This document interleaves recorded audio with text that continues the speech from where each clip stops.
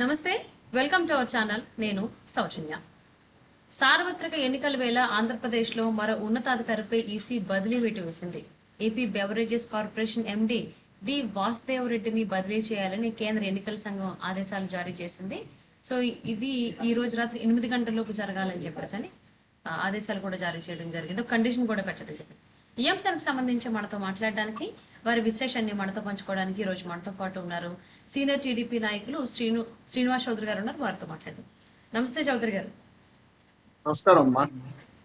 So సార్వత్రిక ఎన్నికల వేళ ఆంధ్రప్రదేశ్లో మరో ఉన్నతాధికారి అయినటువంటి వాసుదేవ్ రెడ్డి గారి పైన ఇలాంటి ఈసీ వేటు వేయడం ఏ విధంగా చూడాలి? దీనికి సంబంధించి అచ్చెన్నాయుడు గారు కూడా కంప్లైంట్ చేశారు అనేటువంటిది కూడా ఒకటి, ఏమంటారు? మొదట సౌజన్య గారు, మీకు ఉల్ఫ్ టీవీ ప్రేక్షకులకి తెలుగుదేశం పార్టీ తరఫున మొదటి నమస్కారాలు. రాష్ట్రంలో ఎలక్షన్ కమిషన్ కొరడా జులిపింది.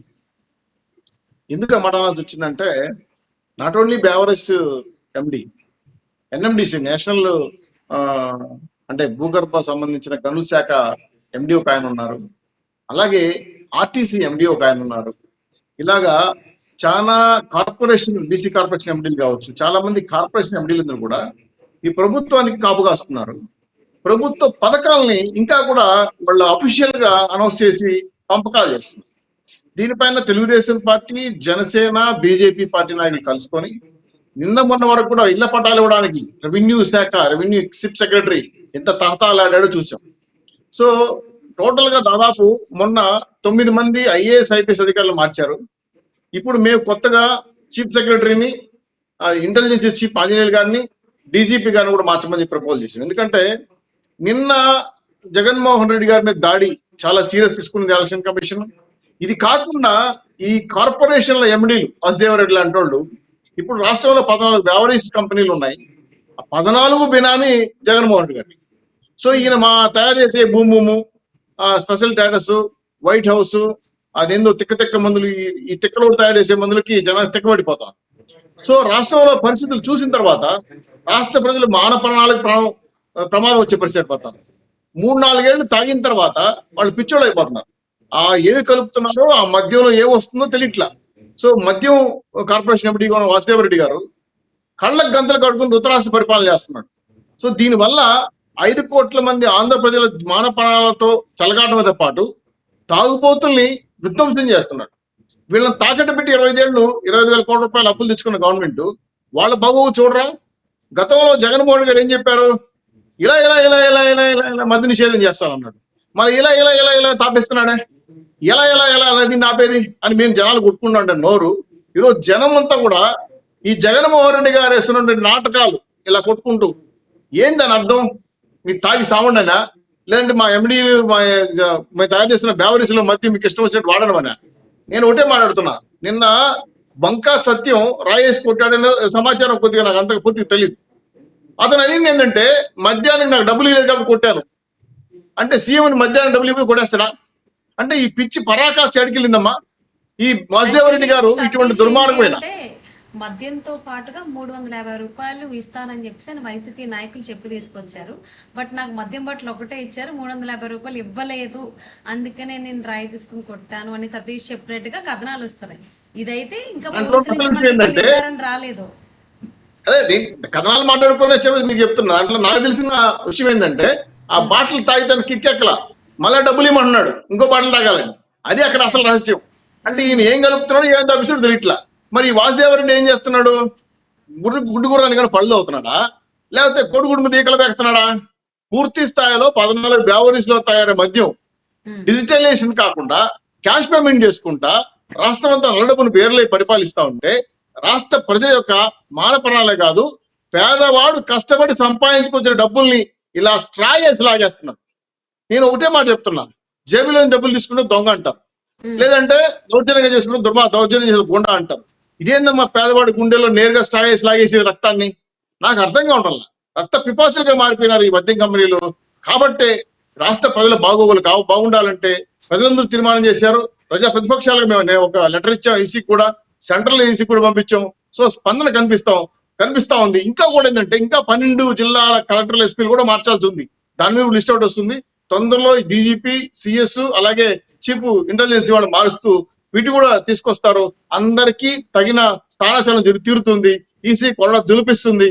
ఎప్పుడైతే ఈ ఐఏఐపీఎస్లు ఐఏఎస్లు ఐపీఎస్లు అయిపోయారో ఇండియన్ అడ్మినిస్ట్రేషన్ సర్వీస్ కాస్త ఇండియన్ అటెండర్ సర్వీస్ అయిందో, ఏదైతే ఈ ఐపీఎస్ ఇండియన్ పొలిటికల్ సర్వీస్ అయిందో అప్పటి నుంచి మార్పులు వస్తున్నాయమ్మా. ఖచ్చితంగా వీళ్ళు మార్పు రావాలి. రాజ్యాంగాన్ని 3 సార్లు చదువుతారు, ఒకసారి ప్రమాణం చేస్తారు. ఆ జరుగుతున్న ట్రైనింగ్ లో పటిష్టమైన ట్రైనింగ్ ఇచ్చే వీళ్ళకి ఇలాంటి దుర్బుద్ధి ఎందుకు పుట్టిందో తెలియదు కానీ పూర్తి స్థాయిలో రాష్ట్ర పరిస్థితులను తారుమారైపోతున్నాయి. మద్యం తాగడం వల్ల కుటుంబాలు విచ్ఛిన్నం అయిపోతున్నాయి. ఖచ్చితంగా ఇది వెంటనే జరగాల్సిన మంచి పరిణామమ్మా. దీని మీద ఈసీని కూడా మనం అభినందించాలి. ఎందుకంటే మంచి నిర్ణయం తీసుకున్నారు కాబట్టి ప్రజల ఓట్లు దండుకోవడం కోసం మద్యాన్ని ఎరచూపిస్తున్న ఈ ప్రభుత్వాన్ని ఈ ఎండీని మార్చడం వల్ల కొంతలో కొంత అదుపు చేయగలం. ఎందుకంటే ఏర్లై పాలబోతా ఉంది రేపు ఎలక్షన్ సందర్భం కాబట్టి దీని ప్రమాదాన్ని గుర్తించిన ప్రతిపక్షాలు ఈసీ కూడా దీని మీద కొడ జులిపించింది. ఇలాగ లా అండ్ ఆర్డర్ మీద కూడా, ఇంటెలిజెన్స్ చీఫ్ మీద కూడా, చీఫ్ సెక్రటరీ మీద కూడా ఖచ్చితంగా జరుగుతున్న అన్యాయాలపైన తరువైన తీర్మానం చేసుకొని అందరినీ మార్చకపోతే మాత్రం ప్రజాస్వామ్య పద్ధతిలో ఆంధ్ర రాష్ట్రంలో జరగవు. కాబట్టి దీన్ని దృష్టిలో పెట్టుకొని ప్రజల యొక్క ఆరోగ్యాన్ని కాపాడాల్సిన బాధ్యత ఇప్పటికైనా ప్రభుత్వం మేల్కొంది. కాబట్టి దీన్ని సంతోషిస్తున్నాం. భవిష్యత్తులో ఇంకా చాలా మంది మీద వేటు పడే అవకాశం ఉంది. తస్మత్ జాగ్రత్తను కూడా హెచ్చరిస్తున్నాం. అంటే ఈ ఎన్నికల వేళ ఇలాగా మరో ఉన్నతాధికారిపై బదిలీ వేటు పడడం అనేది సీఎం జగన్ కు షాక్ గానే భావించాలి అంటారా? టోటలీ గవర్నమెంట్ ఈజ్ ఫెయిల్యూర్ అమ్మా. ప్రభుత్వం పూర్తిగా విఫలమైంది. పరిపాలన పరంగా, అమలు పరంగా, పథకాల పరంగా, రాజ్యాంగ పరంగా, న్యాయ వ్యవస్థను కాపాడడంలో. ఎందుకంటే మీరు చూడండి, జగన్మోహన్ రెడ్డి గారిని కాపాడుకోలేని వ్యక్తి రాష్ట్రాన్ని కాపాడతాడు.